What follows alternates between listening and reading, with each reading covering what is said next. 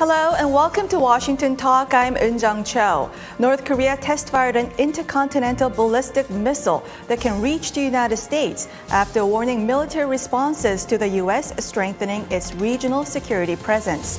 Earlier, U.S. President Joe Biden met with the leaders of South Korea and Japan and reaffirmed U.S. commitment to further reinforce extended deterrence to the allies. On the program today, we have Ambassador Harry Harris joining us via Skype and Mr. Christopher Johnstone in the studio with me to discuss the results of this series of summits in Asia.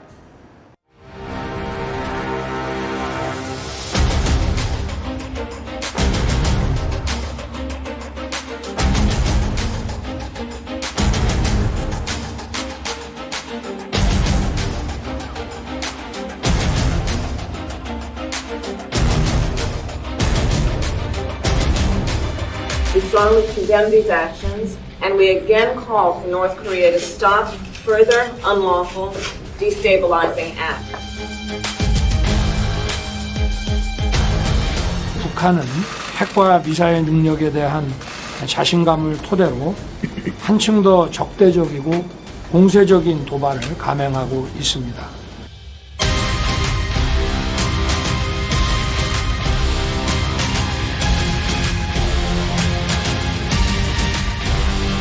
I made it clear to President Xi Jinping that I thought they had an obligation to attempt to make it clear to North Korea.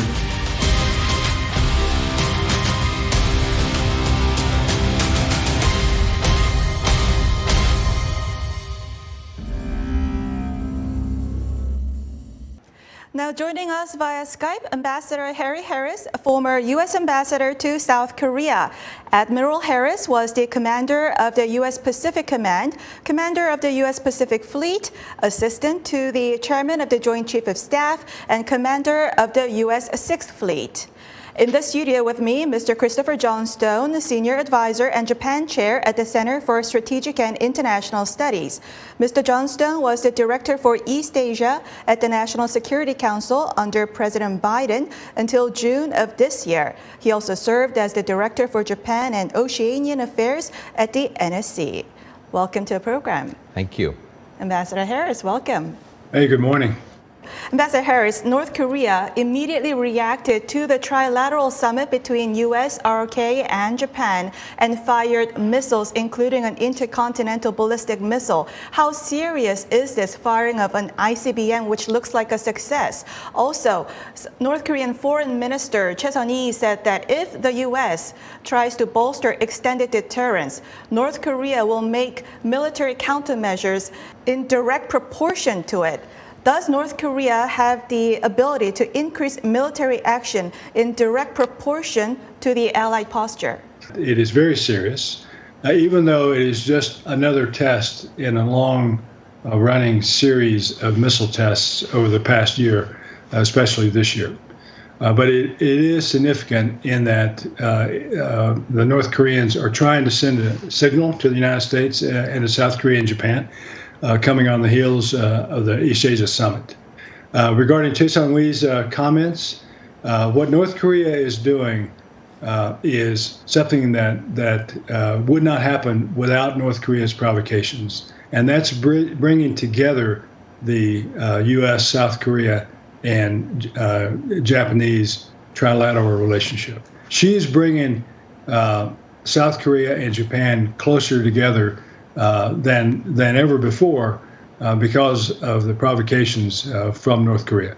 So in that regard, this is North Korea is its own worst enemy in that the things that it seeks to divide, that is the U.S.-South Korea alliance and the South Korea-Japan relationship, those things are being brought together by North Korea's provocations. Now, Mr. Johnstone, the Icbm landed just 130 miles off of Japan. How serious is this? Well, it's very serious from Tokyo's perspective. And I think what you'll see, just as Ambassador Harris said, and I fully agree, the effect of this will be to bring the three countries, the three allies, even closer together. I'm sure that Tokyo, Seoul, Washington have planned a response to this kind of activity. I'm sure that we'll see some manifestation of increased resolve from the three, whether it's in the form of new joint exercises, deployments of strategic capabilities such as bombers to the area, to things like enhancements to U.S. force posture in the region. I'm sure that the allies are ready for this. And that there will be some form of demonstration of our ability to respond. Right. You did lay out a few aspects that we could expect as a bolstered extended deterrence. President Biden said that if North Korea engages in long-range tests, we would have to take certain actions that would be more defensive. Now, you did lay out some of the measures that could be taken, but what do you think he's meaning by taking certain actions? Well, I think he's making the point that as we have an obligation to defend ourselves and to take steps to be able to protect our own security and to defend the security of our allies. And so there are a range of ways that we can signal our intent to do that. As I said, the allies, there's a very well-oiled machine in which the allies plan responses to these sorts of activities. And so I think you will see some demonstration of the allies coming closer together.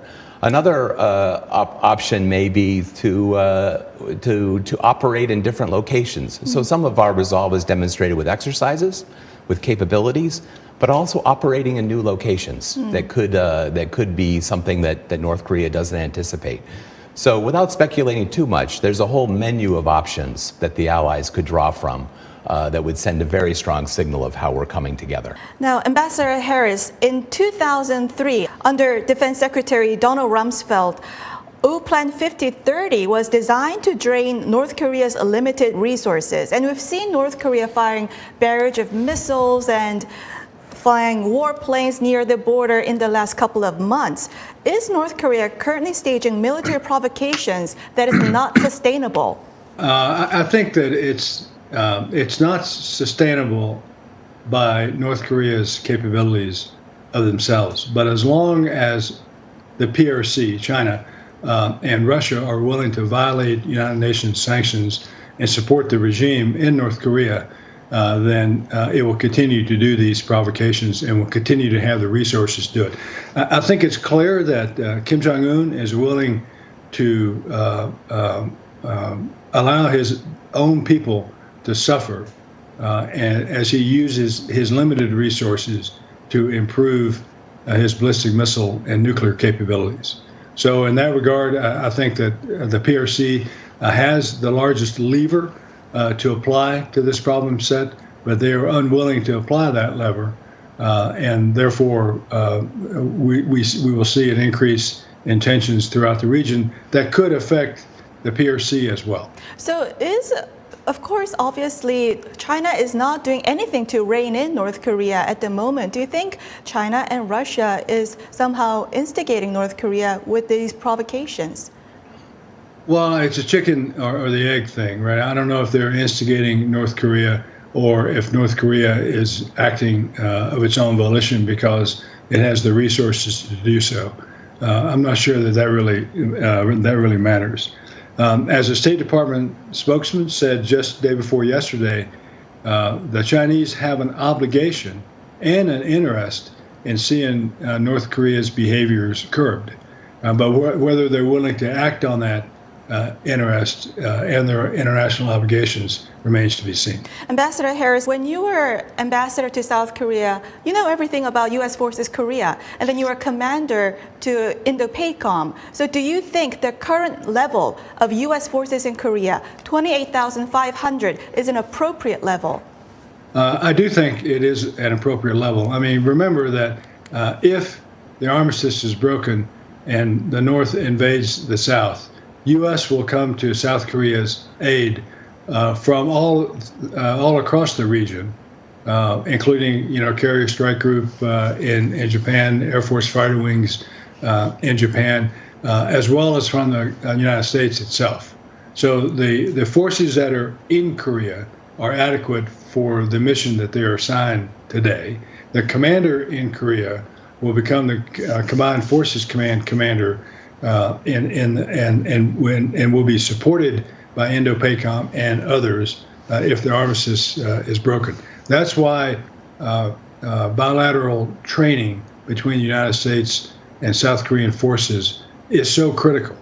And I'm glad that we're back to a robust level of training and engagement between our forces on the peninsula. Mr. Johnstone, the three leaders also agreed to share DPRK's missile warning data in real time. How would this drastically improve the three countries' capabilities to detect and interject North Korean missiles? And we already have similar agreements like the Trilateral Information Sharing Agreement, the TISA, and then also GSOMIA between Japan and South Korea. And how is the new agreement different from the previous ones? Yeah, this is a significant step and sends a very powerful message, again, about the three countries coming closer together. And just as you said, this commitment to share missile warning data is made possible by the fact that there's a GSOMIA between Japan and South Korea. Today, the way we share missile warning, missile tracking data is almost entirely bilateral. The U.S. and the ROK, the U.S. and Japan. There's no real existing mechanism in real time during an actual contingency to share that data together. So this is a statement of intent. It will take some time as a technical matter to truly enable this capability, but it's a significant step forward. I would also say it's too early to talk about an integrated missile defense architecture in East Asia, politically sensitive topic in both countries. However, the first step toward creating such an architecture would be a step like this, creating a real-time information sharing missile warning system that the three countries are able to share and have a common picture of the threat. So in that sense, it's significant. It's a first initial step, potentially, down this road. So GSOMIA, even though Japan and South Korea has it, the UN government wants to normalize it and revitalize it to more full-fledged. Do you think having this new agreement, are we on the way to normalize GSOMIA more? Yes, I think it is a way to sort of normalize, routinize the information sharing between our three countries. And as I said, though, it's a significant new dimension of information sharing. This concept of real-time missile warning data, very significant, and kind of once realized, crosses a new threshold in our cooperation together. Ambassador Harris, Mr. Johnstone said that it is too early to say that we're now heading towards integrated missile defense system. What is your take? Some people say the latest agreement of real-time missile warning data is like a down payment to the integrated missile defense, that this is the first stage into that direction. What is your take? And why do you think South Korea should be joining the integrated missile defense with the United States? Well, I mean, it's a beginning, right? You have to start from somewhere. And as Mr. Johnston said, we're not at the integrated air and missile defense architecture linking Japan, South Korea, and the United States together yet. But you have to start somewhere. So, we don't have to have a new agreement. GSOMIA allows this sort of thing to be a part of it. But what the two countries are moving toward, and what President Yoon indicated, is to add this level of missile warning into the things that the GSOMIA construct allows. So it's an essential step for this instantaneous, continuous, autonomous missile warning system. That we need to build, I believe, between South Korea, Japan, and the United States for Northeast Asia. Ambassador, do you think eventually South Korea needs to join integrated missile defense system with the United States? I do. And I think that Japan and South Korea needs to join together in this because Kim Jong-un's missiles point in every direction. Mr. Johnstone, leaders of South Korea and Japan reaffirmed their commitment to swift resolution of wartime labor issues. Based on your experience in the government. Why do you think Japan and South Korea should put aside historical issues and beef up more security cooperation among the bilateral two of them and then with the United States trilaterally? Yeah, one of the things I've been particularly pleased about in the last several months, and particularly since the Yoon administration took office, is the steady rhythm of trilateral meetings between officials from Tokyo, Seoul, and Washington at all levels. So including at the leader level, but national security advisors, secretaries of state and foreign ministers, defense ministers, lower level officials. Almost a week doesn't go by without a trilateral meeting. And I think that is very heartening to see the practical cooperation take place. We saw that with some of the military exercises, but also significant in the joint statement that was announced in Phnom Penh is the expansion of this agenda, this trilateral agenda, into new areas, including things like economic security. There was an announcement that the three would begin to cooperate in that field as well. So that's all very positive. I do think at the end of the day, it will be important to resolve these history issues. They do hang in the background. They do serve as a constraint on how far officials in Tokyo and Seoul are prepared to go. So while it's great to see the cooperation take place in a practical sense, I do also hope that in the weeks and months ahead, we're able to achieve some resolution of these history issues as well. Well, now I want to look at the China dimension in all of this, in this summitry. Now, Ambassador Harris, after their three-way summit, and then as well as in their bilateral summits, the United States, South Korea, and Japan all told President Xi to play a more constructive role in reining in North Korea. However, China didn't mention the word North Korea at all in their recapping of the meetings. Why do you think China is silent about this issue? Well, I mean, I don't know. I mean, you'd have to ask China, but I suspect that it's due to what I spoke about earlier. China is enabling North Korea. North Korea is a formal ally of China. So that is probably the reason that North Korea was not mentioned by name. But again, North Korea or China is enabling North Korea and permitting the North Koreans' provocative behavior, which is destabilizing to the entire region, including China. Mr. Johnstone, what is your take? And also President Xi, while meeting with these three countries, do you think now he will be more proactive in terms of reining in North Korea? I'll be honest that I'm not optimistic. I know that the White House was pretty disappointed in President Xi's response to the president on this issue of North Korea. No particular indication that Xi recognizes the role that China needs to play, the obligation China has to play in restraining North Korean behavior. So the messages that we talked about earlier about Jake Sullivan's message, the president's message, also very much aimed at China as well. That absent efforts to restrain North Korea and to prevent these kinds of provocations, the region will come together in ways, and the allies will come together in ways that China may not like, but are necessary because of the threat picture that has emerged that China is standing by and allowing to happen. So unfortunately, I'm not optimistic, but I am confident that as allies, we'll come together and demonstrate the resolve needed to continue to deal with this threat. Mr. Johnston, what do you think about the trilateral message regarding Taiwan? The three leaders said that they emphasized the importance of keeping peace and stability in the Taiwan Strait. How strong a message is this to China? And also more broadly, just these three countries coming together and coming up with this comprehensive Phnom Penh statement. What is the message to China? I think it's a very powerful message. What's significant about this statement is it takes our cooperation as allies beyond just dealing with the North Korea problem. This is a statement related to our cooperation in the Indo-Pacific. So it indicates that our cooperation has a much larger basis, a much larger focus. So a very powerful message, I think, about common values, common purpose from a regional perspective between Tokyo, Seoul, and Washington. On the Taiwan question in particular, in some sense, it wasn't new language.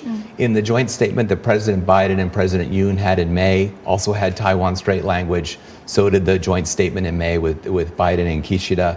But coming together trilaterally to state our shared interest in peace and stability in the Taiwan Strait sends the message to China that this is not an internal China issue.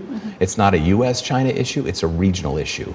And the region as a whole has an interest in peace and stability. I think that's a powerful message. Now, Ambassador Harris, when President Biden talked about the possibility of increasing military presence in Asia in response to North Korean actions, but he also said this is in the face of China. So do you think U.S. forces Korea or U.S. forces Japan in emergency, in contingency situations can be deployed to Taiwan emergency? Yeah, every country acts in its own self-interest and defends itself as it sees fit. So, but the question of whether we would defend Taiwan or not remains an open question. Even though President Biden has said 4 times since he took office that the United States would defend Taiwan, that has been walked back in every instance by some entity in Washington. And we come down to the position that we retain the strategic ambiguity with regard to the defense of Taiwan. We support the one China policy and all the rest. But the United States reserves the right to deploy its forces in its national interest, as every country does. Reserves its right so it can deploy when necessary. Absolutely. Ambassador Harris, some people in South Korea criticize President Yoon Suk-yeol's latest summitry as diminishing the space for diplomacy with China. What stance do you think Seoul should take between Beijing and Washington? Well, I mean, every country has the inherent right of self-defense. That's the primary mission of any government, is to defend its country and its people. South Korea faces an enormous threat from the north. I believe, and I've said this before, that Kim Jong-un seeks 4 things. He seeks sanctions relief. He wants to keep his nuclear weapons. He wants to split the alliance, and he wants to dominate the peninsula in a manner of his choosing. That threat to South Korea is being enabled by China.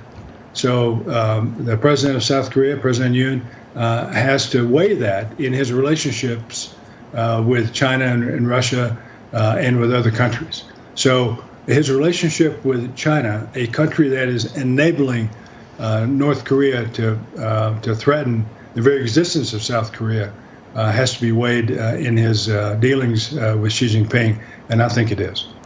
Mr. Johnstone, before we go, President Yoon is increasingly aligning with the United States. Then why do you think China, President Xi Jinping, agreed to meet with President Yoon Suk-yeol? And does this show that South Korea should speak up to China when necessary? Yeah, I think it shows that it's in China's interest, too, to have a relationship with South Korea.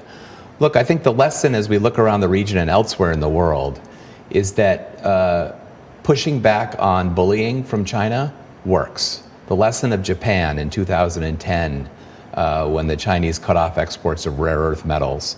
The lesson of Australia, which experienced various forms of economic coercion in the last few years from China as a result of some of Australia's positions taken against China. Ultimately, both Japan and Australia were successful in diversifying their supply chains, obtaining alternative sources of the things that China attempted to use to coerce them. And in the end, were successful in pushing back. So I think that's a model for Korea as well. Pushing back works. And at the end of the day, it's in China's interest to have a relationship with South Korea as well. Well, that's all the time we have for today. Mr. Johnstone, Ambassador Harris, thank you for joining us. Thank you very much. Thanks, Joe.